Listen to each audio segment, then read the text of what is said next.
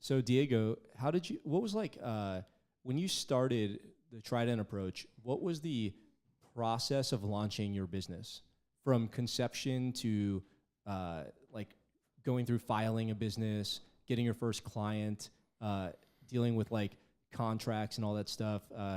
What were some lessons learned, and what was that first time like?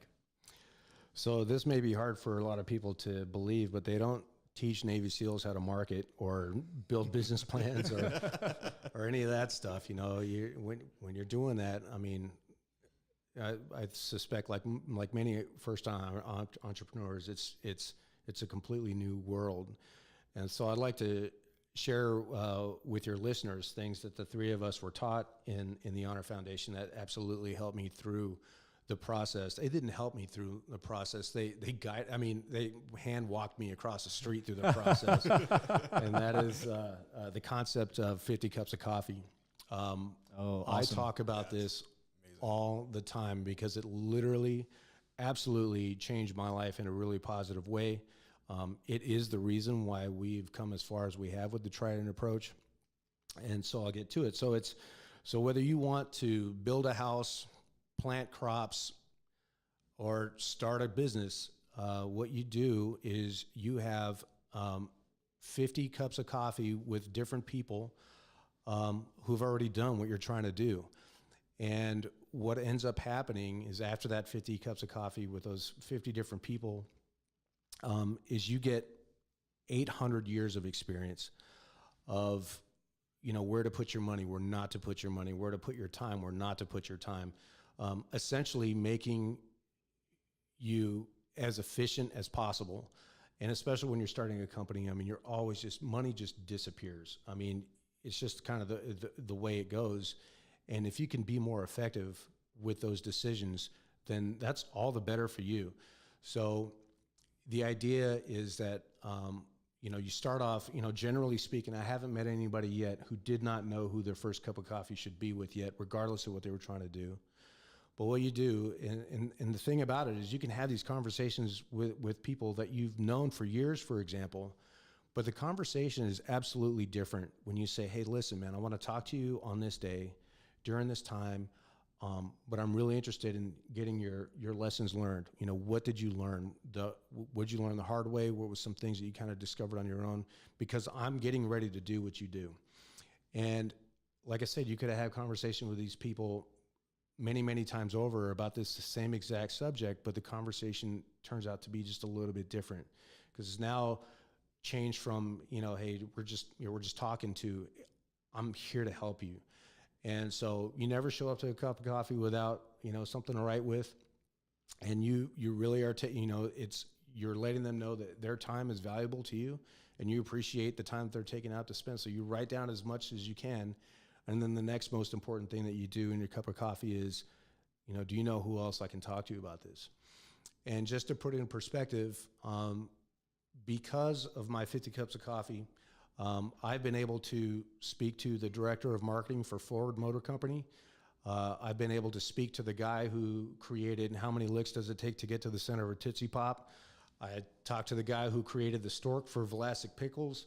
I've talked to the CEO of Ben & Jerry's Ice Cream and CEO of Dan & Yogurt. I mean, all these people that I would never have otherwise had the opportunity to talk to if it wasn't for, you know, hey, yeah, you need to talk to this guy. And what I found is, you know, no matter how huge these guys are in the industry, like they're 100% happy to talk to you. You know, if they see that you want, you know, to better yourself, you want to improve, you want to do all these things here, you know, they will give you so much time. At least that was my experience. And so going through the 50 cups of coffee process brought me from literally knowing nothing to get, you know, we became an S Corp, you know, developing the business plan just in case we needed investors for later down the road, doing, you know, competitive analysis on, you know, who our main competitors were and figuring all that type of stuff out, to pricing, to developing our curriculum and all that from beginning to end. We figured all that stuff out. You know, I had obviously what I had in mind, who we were going to become, but getting there is a whole completely different story. And so, Yeah, absolutely. Through the 50 Cups of Coffee, through the help of the Honor Foundation, I was able to get to where we are now. So that's how that happened, really. You made, so I think that's a great place to start out. 50 Cups of Coffee is a powerful it's an article. Wasn't it an article that somebody wrote? Isn't that how it started? So in a book. It became a book, I think. Is that what happened? I think so. Something like that, yeah. It was it seems once you hear it, it seems like simple advice. Yeah. But it never occurred to me ever to think about doing that prior to. And you hit on something that I like whenever I get to talking about cups of coffee with anybody, because I always talk when I'm talking to somebody. I don't say it as much as I should on the show, but whenever I'm talking to somebody who's getting out, I always bring this up because it was such an amazing, life-changing tool that I still use to this day. Yeah. All the time, weekly, at least, is and you said it was the reception of that request is always positive. I've never had a negative response. Like, what are you kidding me? You want to have coffee with me? Do you know who I am? It just doesn't happen. Yeah. People, they become real people real quick. Yeah. It's like, great. Oh, okay. You're a normal dude. Sweet.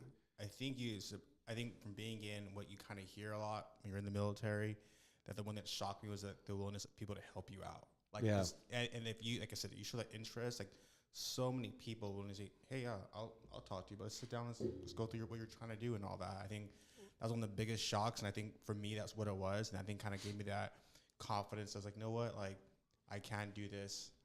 Despite even these people, information they're passing to me was tremendous. Yeah, and also in the military, we have like our chain of command that is very much, you know, something that's in place. Like you do not jump the chain to go talk to somebody. Yeah. You kind of did when you talked to the CEO of Ben & Jerry's and absolutely. Just said, hey, man, this is me.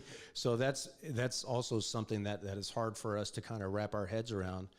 But yeah, you just go straight up to the CEO because guess what? I mean, what a lot of people in the military don't realize is our strengths in leadership are just huge compared to most people, because while, you know, especially on the enlisted side, while everybody else is going through calculus and all, and, you know, and these really deep classes in history and stuff like that, we're scrubbing toilets. And then when we're done scrubbing toilets, and we have one day we can get one person under us, and then we can tell them to scrub the toilets and stuff like that. So we are raised in leadership. And so when a CEO hears, in my specific case, that somebody wanted to talk to him about leadership in the military, he was like, please God, clear my calendar. I need to talk to this guy, which again, from our perspective, we're like, what? You want to talk to me? Really? And so, yeah, it's just a different way of thinking about it for sure.